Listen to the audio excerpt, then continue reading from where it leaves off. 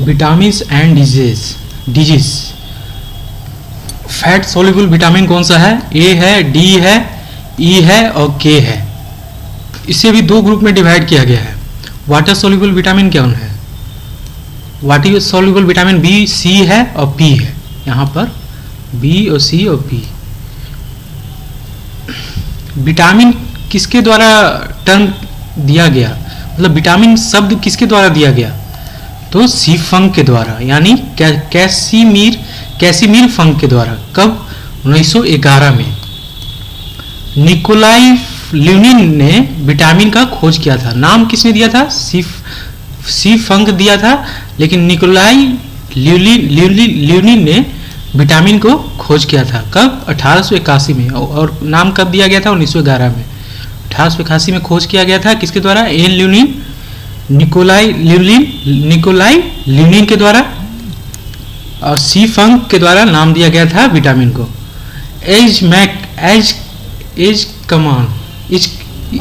कमान 1897 में सपोर्ट किया कि ये विटामिन है। 1911 और 1912 के बीच में विटामिन थ्योरी दिया गया। किसके द्वारा? हॉपकिंस और सी फंक के द्वारा। विटामिन बी कहाँ से कहाँ तक है? 1 से 12 तक, यानी B1 से B12 तक, और इसको बी कॉम्प्लेक्स भी कहा जाता है। B1 क्या है? B1 है B1 को थियामिन भी कहा जाता है। B1 को क्या कहा जाता है? Thiamine. Deficiency of vitamin B1 leads to beri. यदि B1 विटामिन का डिफिशियंसी हो जाए तो बेरी डिजीज हो जाता है। तो B1 बेरी का किससे होता है? तो इस पहला वर्ड क्या है? B, berry. तो बी से समझ लीजिएगा कि विटामिन B1 है, कि विटामिन B1 की डिफिशियंसी से बेरी होता है। पहली मतलब B1 से ही होता है। B2 को क्या कहा जाता है? रिबोफ्लेविन। केमिकल नाम क्या है B2 का? Riboflavin presence leads to yellow colour of cow milk. जो गाय का दूध होता है ना, उसका येलो कलर का होना मतलब क्यों होता है? तो रिबोफ्लेविन परजेंस के कारण, मतलब रिबोफ्लेविन होगा ना तो मिल्क में, काउ मिल्क में येलो कलर आ जाता है। डिफिशियंसी क्या है? डिफिशियंसी होता है, डिफिशियंसी लीड्स टू काइलोसिस होता है B2 के डिफिशियंसी के कारण। काइलोसिस माउथ एंगल है जो जिसमें फटने लगता है। FN क्या है? Flavin mononucleotide. फैट क्या है? Flavin adenine dinucleotide. फेमिन क्या है? FMN क्या है? फ्लेविन मोनोन्यूक्लियोटाइड और फ्लेविन एडेनिन डाइन्यूक्लियोटाइड। डिफिशियंसी के कारण डर्मेटाइटिस हो जाता है B2 का डिफिशियंसी। केलोस्ट एक बीमारी है लिप्स और माउथ का। B3 का केमिकल नाम क्या है? पैंथोथेनिक एसिड। क्या नाम है? पैंथोथेनिक एसिड। पैंथोथेन ग्रीक वर्ड है। पैंटो जो वर्ड है वो ग्रीक वर्ड है। इसका मतलब है meaning from everywhere, found in nearly every food. B3 vitamin जो है इसको पैंथोथेनिक एसिड कहा जाता है, वो हर फूड में अवेलेबल है।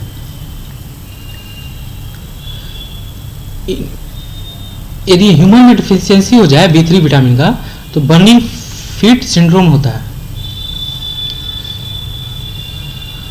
B5 का केमिकल नाम क्या है? नाइकोटोनिक एसिड और नियासिन, जिसको कहा जाता है विटामिन PP भी कहा जाता है B5 को।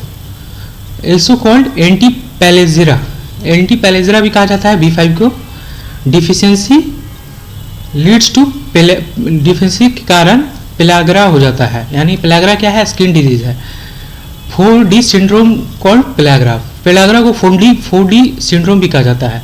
Pellagra featured by dermatitis dementia, that is memory disorder, diarrhoea and death. Pellagra आपको हो गया है, ये पेलाग्रिया को फीचर किसके द्वारा किया गया है? डर्मेटाइटिस, डेमांटिया, मेमोरी डिसऑर्डर है डेमांटिया, डायरिया और डेथ। B6 क्या है? पायरिडॉक्सिन। डिफिशियंसी के कारण इसका डर्माटाइटिस होता है और एनीमिया होता है और कॉन्वल्यूजन इन चिल्ड्रन होता है। बैक्टीरिया इन इंटेस्टाइनल मिक्स B6, अतड़ी में जो आंत में जो बैक्टीरिया होता है वो B6 बनाता है। आंत में B6 बनाता है कौन? बैक्टीरिया। B7 का केमिकल नेम है बायोटिन, जिसको विटामिन H भी कहा जाता है। B7 को क्या कहा जाता है? विटामिन कहा जाता है, जिसको विटामिन H भी कहा जाता है। B7 के कारण, B7 के डिफिशियंसी के कारण हेयर फॉल होता है। B7 बायोटिन को कहा जाता है। Deficiency leads to muscular pains और डर्माटाइटिस और ग्रोथ फेल्यूर। सोर्स क्या है? अंडा, फल, मीट, ग्राउंडनट, व्हीट और चॉकलेट। B9 केमिकल नेम क्या है? Folic acid. B9 का केमिकल नेम क्या है? Folic acid. फाउंड कहाँ है? ग्रीन लीफी वेजिटेबल्स में, लाइक कैबेज। डेली रिक्वायरमेंट है 0.4 मिलीग्राम। मतलब B9 केमिकल का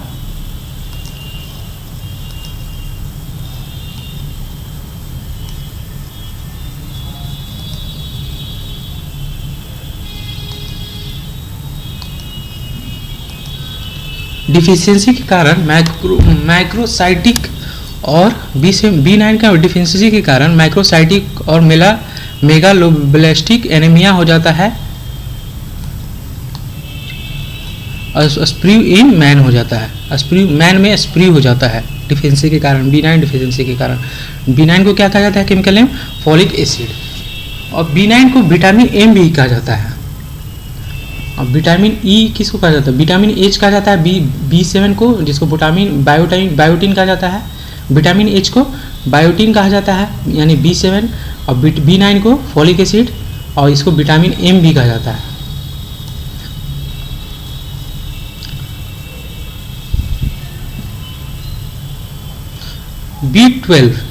B12 को कहा जाता है साइनोकोबैलामाइन।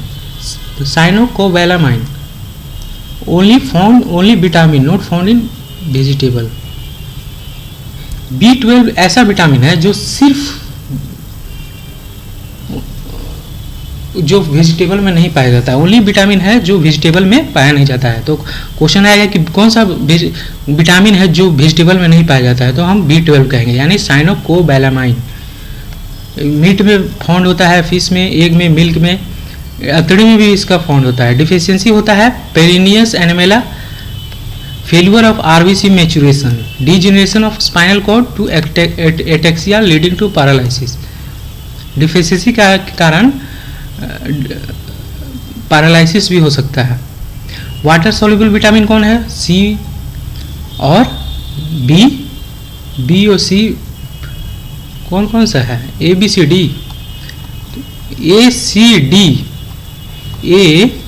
ACDE फैट सॉल्युबल विटामिन है, ADE, और B और C जो है और P है वो वाटर सॉल्युबल विटामिन है। इसका केमिकल नेम क्या है? Ascorbic acid chemical name. Earliest known first digit है।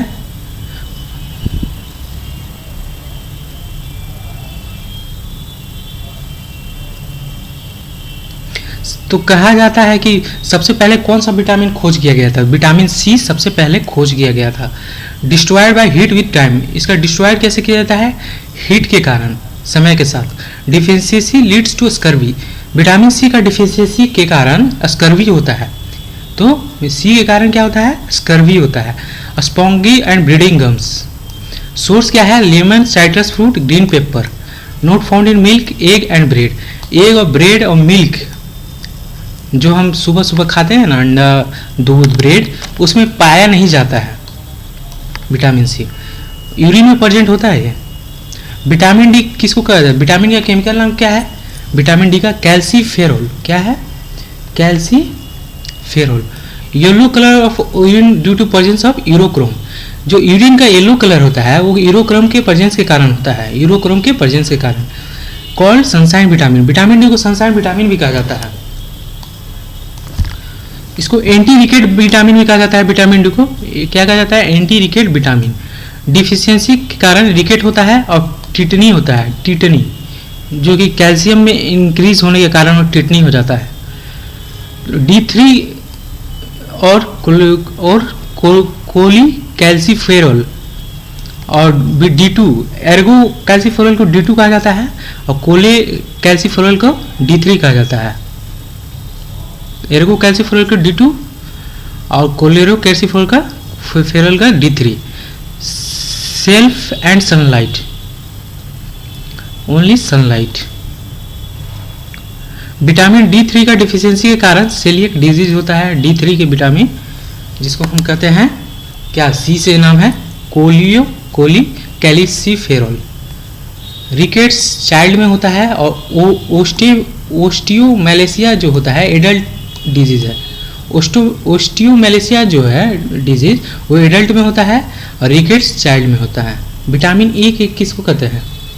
विटामिन को टोकोफेरॉल्स भी कहा जाता है या टॉक्ट्रिनोल कहा जाता है। टोकोफेरल्स और टॉक्ट्रिनियोल कहा जाता है। इसको एंटी स्टेलेटिव विटामिन भी कहा जाता है। विटामिन ई को एंटी स्टेलेटिव विटामिन। एंटी रिकेट्स किसको कहा जाता है? विटामिन डी को। ई को क्या कहा जाता है? एंटी स्टेलेटिव विटामिन या बीटी विटामिन भी कहा जाता है। विटामिन ई को बीटी विटामिन कहा जाता है, एंटी स्टेलेटिव विटामिन कहा जाता है। Remove skin wrinkles and scars, मतलब रिंकल्स और स्कार को रिमूव करता है।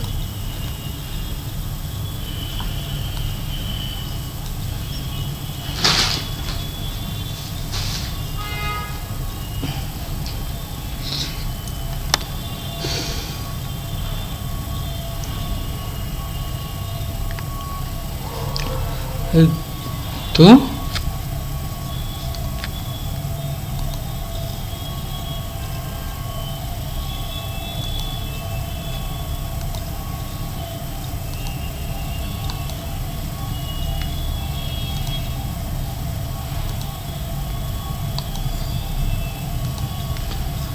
डेली रिक्वायरमेंट कितना है? 15 मिलीग्राम। विटामिन का ई का डेली रिक्वायरमेंट है 15 मिलीग्राम।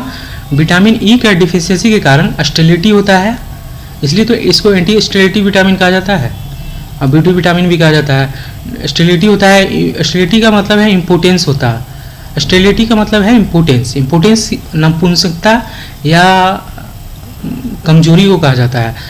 और मस्कुलर एट्रोफी सोर्स क्या है? Oil, wheat, soybean, आलमोड।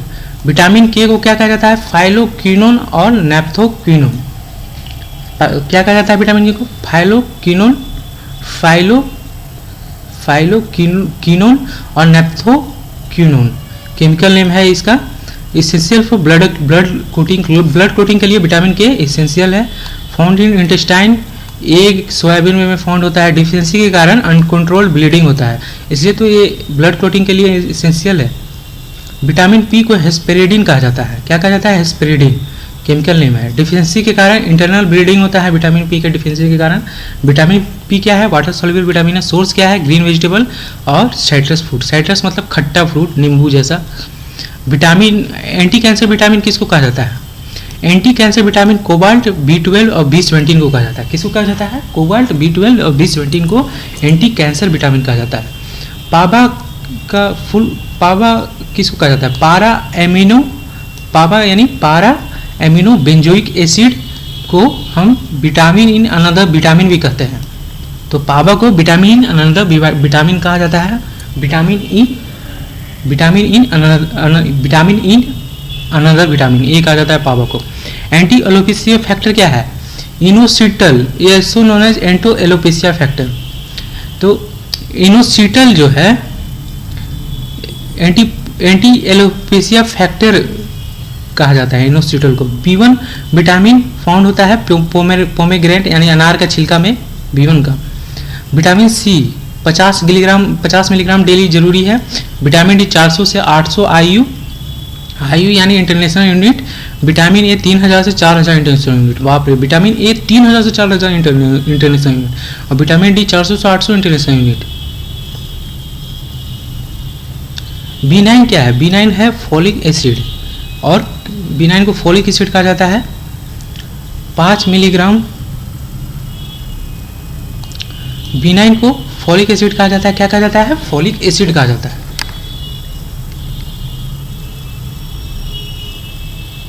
B9 को फोलिक एसिड कहा जाता है, केमिकल नेम है। और इसका रिक्वायरमेंट कितना है, 5 मिलीग्राम डेली है। B9 को फोलिक एसिड 5 मिलीग्राम डेली चाहिए। ह्यूमन डिजीज के बारे में आते हैं, बैक्टीरिया के बारे में आते हैं। कोलेरा, कोलेरा को हैजा भी कहा जाता है। क्या कहा जाता है, हैजा। बैक्टीरिया विब्रियो कोलेरा, बैक्टीरिया क्या होता है कोलेरा में, विब्रियो कोलेरा होता है बैक्टीरिया। किसमें, कोलेरा में बैक्टीरिया क्या होता है, कोलेरा बैक्टीरियल डिजीज है, इसको हैजा भी कहा जाता है। कोलेरा बैक्टीरियल डिजीज है जिसको हैजा भी कहा जाता है। और इसको कहा जाता है, इसमें कौन बैक्टीरिया फाउंड होता है, विब्रियो कोलेरा। सिम्टम्स क्या है, विब्रियो कोलेरा, कोलेरा डिजीज का सिम्टम है vomiting, dehydration, rapid heart beat, low blood pressure, तो ड्राई माउथ। यदि कहा जाएगा कि डिहाइड्रेशन, वोमिटिंग या लो ब्लड प्रेशर किसके कारण होता है, तो कोलेरा के कारण। कोलेरा सिम्टम्स, मतलब ये जो सिम्टम्स आ रहे हैं वोमिटिंग का, रैपिड हार्ट बीट का, डिहाइड्रेशन का, ये कोलेरा होने का लक्षण है। Vibrio cholera affect small intestine. Vibrio cholera जो है, जो कि बैक्टीरिया है, जो कोलेरा के मतलब कोलेरा डिजीज में बैक्टीरिया पाया जाता है विब्रियो कोलेरा, वो इफेक्ट का प्रभाव किस पे डालता है, स्मॉल इंटेस्टाइन पे। टाइफाइड क्या होता है, टाइफाइड में बैक्टीरिया कौन पाया जाता है, Salmonella typhi, Salmonella typhi. Typhoid में कौन सा बैक्टीरिया होता है, सैल्मोनेला टाइफी। तो यहाँ देख लीजिए टाइफी लगा हुआ है, तो टाइफाइड से टाइफी बना ना, तो ऐसे ही याद करना है, Salmonella typhi. It affect intestine, fever, muscle weakness of a fatigue, muscles weakness of fatigue, headache, chills। अब ट्यूबरकुलोसिस के बारे में, ये भी बैक्टीरिया है, टाइफाइड भी बैक्टीरिया है, कोलेरा भी बैक्टीरिया है, ट्यूबरकुलोसिस बैक्टीरिया है। ये लंग्स पे प्रभाव डालता है। बैक्टीरिया कौन है इसमें, ट्यूबरकुलोसिस में, तो देखिए यहाँ पे ट्यूबरकुलोसिस में ऐड है, एक ट्यूबरकुलोसिस ऐड है, तो समझ गए कि ट्यूबरकुलोसिस डिजीज के बारे में है, मतलब ये बैक्टीरिया ट्यूबरकुलोसिस में प्रेजेंट होगा। तो नाम क्या है इसका,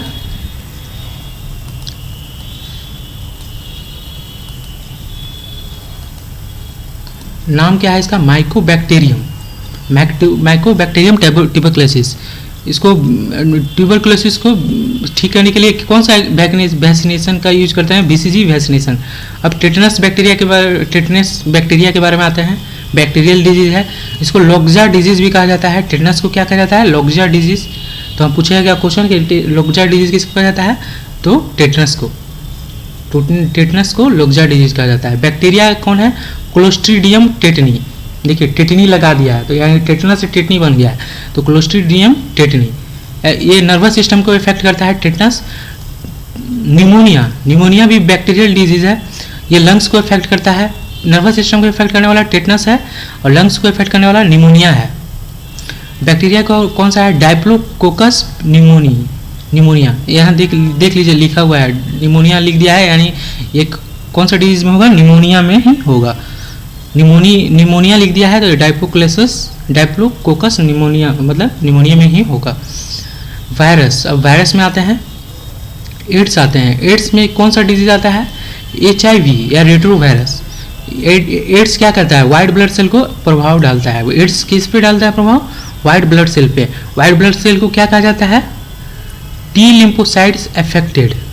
वाइट ब्लड सेल का जो T लिम्फोसाइट्स होता है ना, वो प्रभावित होता है एड्स के कारण। वाइट ब्लड सेल को प्रभावित कौन करता है, एड्स करता है। एड्स क्या है, वायरल डिजीज है, और T लिम्फोसाइट्स होता है वाइट ब्लड सेल में, वो प्रभावित होता है। इन्फ्लुएंजा भी एक वायरस है, ये पूरा होल बॉडी को ही प्रभाव डालता है। वायरस तो सिर्फ कि वाइट ब्लड सेल को प्रभाव डालता है, लेकिन इन्फ्लुएंजा पूरा होल ही बॉडी को डालता है, मतलब इफेक्ट करता है। वायरस क्या कौन सा है, ABC, जिसको मैक्सो वायरस कहा जाता है। ABC है वायरस इन्फ्लुएंजा में। इन्फ्लुएंजा में कौन वायरस है, ABC। स्मॉल पॉक्स वायरस है, स्मॉल पॉक्स हुआ, चिकन पॉक्स हुआ, हेपेटाइटिस, ये सब वायरस है। Small pox, chicken pox, hepatitis, ये सब क्या है, वायरस है। तो इसमें स्मॉल पॉक्स में वेरियोला वायरस है और चिकन पॉक्स में वेरिसेला वायरस है। तो स्मॉल पॉक्स में क्या है, वेरियोला वायरस, और चिकन पॉक्स में वेरिसेला वायरस। ये दो होल बॉडी को इफेक्ट करता है, जैसे इन्फ्लुएंजा करता है। हेपेटाइटिस क्या है, हेपेटाइटिस को येलो फीवर भी कहा जाता है। और हेपेटाइटिस, तो क्वेश्चन पूछेगा कि who is known as yellow fever, which disease known as yellow fever. तो पीला बुखार किसको कहा जाता है, तो येलो फीवर किसको कहा जाता है, तो हेपेटाइटिस ऑप्शन होगा ना, हेपेटाइटिस, तो उसको कहेंगे कि हेपेटाइटिस ही येलो फीवर कहा जाता है, हेपेटाइटिस को ही येलो फीवर कहा जाता है। वायरस कौन सा होता है, अर्बो वायरस होता है, ये लीवर को इफेक्ट करता है, ठीक किसके तरह, इन्फ्लुएंजा तो होल बॉडी को करता है, एड्स तो वाइट ब्लड सेल को करता है, ये हेपेटाइटिस किसको इफेक्ट करता है, लीवर को। इसको क्या कहा जाता है, हेपेटाइटिस को येलो फीवर कहा जाता है। हेपेटाइटिस को क्या कहा जाता है, येलो फीवर, हेपेटाइटिस को कहा जाता है येलो फीवर, हेपेटाइटिस को कहा जाता है येलो फीवर, और ये लीवर को इफेक्ट करता है। जैसे यहाँ पे कुछ है, विटामिन डी, डॉग को काटने से रेबीज होता है, और वायरस कौन सा होता है, रैबिडो वायरस। कौन सा वायरस होता है, रैबिडो वायरस। तो ऐसे याद कीजिए, डॉग बाइट काटने से रेबीज होता है, तो आर से ही स्टार्ट होने वाला रैबिडो वायरस है इसमें, रैबिडो वायरस। ये नर्वस सिस्टम को इफेक्ट करता है, ठीक किसके जैसा, नर्वस सिस्टम को टेटनस के जैसा डॉग बाइट रेबीज भी नर्वस सिस्टम को प्रभाव करता है। हेपेटाइटिस लीवर को प्रभाव करता है, और इन्फ्लुएंजा पूरा होल बॉडी को, और एड्स WBC को, पोलियो, अब रूबेला भी आता है, रूबेला को जर्मन मिसल्स भी कहा जाता है, वायरस होता है रूबेला। देखिए रूबेला का वायरस भी रूबेला ही होता है, मतलब रूबेला डिजीज का वायरस क्या है, रूबेला, मतलब रूबेला का रूबेला ही वायरस है। पोलियो है, अब पोलियो को पोलियो माइलेटिस भी कहा जाता है, पोलियो माइलेटिस, पोलियो को क्या कहा जाता है, पोलियो माइलेटिस, पोलियो को क्या कहा जाता है, पोलियो माइलेटिस। वायरस कौन सा है, पोलियो है, इसमें भी वायरस क्या है, पोलियो है, रूबेला की तरह, रूबेला का वायरस रूबेला है, इसमें भी वायरस पोलियो का वायरस पोलियो है। ये इफेक्ट करता है पर्सन का स्पाइनल कॉर्ड, जिससे पैरालिसिस हो जाता है। बाप रे, पोलियो क्या करता है, किस पे प्रभाव करता है, पर्सन का स्पाइनल कॉर्ड पे प्रभाव करता है, और इससे प्रभाव क्या पर होता है, पैरालिसिस हो जाता है। क्या हो जाता है, पैरालिसिस हो जाता है। तो प्रोटोजोआ के केस में क्या होता है, तो प्रोटोजोआ मलेरिया प्रोटोजोआ में कौन कौन आता है, मलेरिया, पायरिया, सब IA से अंतिम आ रहा है, IA से।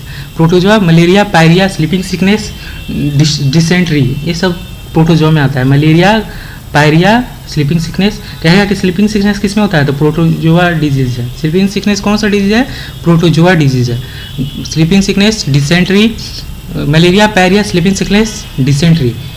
तो मच्छर के malaria bite by female anopheles mosquito. तो मलेरिया कैसे होता है, यदि एक फीमेल एनोफिलिस मॉस्किटो वो मलेरिया करवा देता है, और इसका प्रभाव RBC पे होता है, और स्लीपिंग सिकनेस का प्रभाव ब्रेन पे होता है। मलेरिया का प्रभाव रेड ब्लड सेल पे होता है, और स्लीपिंग सिकनेस का प्रभाव ब्रेन पे होता है। तो स्लीपिंग सिकनेस तो ज़्यादा खतरनाक है। तो स्लीपिंग सिकनेस कैसे होता है, सीसी एक नाम का मधुमक्खी है, सीसी नाम का मक्खी है, उससे हो जाता है स्लीपिंग सिकनेस। स्लीपिंग सिकनेस किसके काटने से हो जाता है, तो सीसी के काटने से मधुमक्खी हो जाता है, मतलब सीसी के काटने से स्लीपिंग सिकनेस हो जाता है, और जो ब्रेन पे इफेक्ट करता है। काला अजर किसको इफेक्ट करता है, बोन मैरो को। क्वेश्चन आएगा कि काला अजर किसको इफेक्ट कर रहा है, तो बोन मैरो को। बोन मैरो किसके द्वारा इफेक्ट हो रहा है, बोन मैरो इफेक्ट हो गया है। यदि व्यक्ति आदमी बोन मैरो किसी को नुकसान हुआ है, तो हम कह सकते हैं कि काला अजर हुआ होगा, मतलब ये सिम्टम्स आ रहा है। इसको काला अजर को डुमडुम फीवर भी कहा जाता है। क्या कहा जाता है, तो कहेंगे डुमडुम फीवर किसको कहा जाता है, तो काला अजर को। और ये काला अजर कैसे होता है, सैंड फ्लाई के काटने से। तो पूछेगा कि सैंड फ्लाई के काटने से क्या होगा, सैंड फ्लाई को काटने से क्या होगा, तो कहेंगे काला अजर। तो फंगस डिजीज भी अस्थमा, बैल्डनेस होता है फंगस। रिंगवर्म, स्कैबीज को सैरकोप्टिक मैंगी भी कहा जाता है।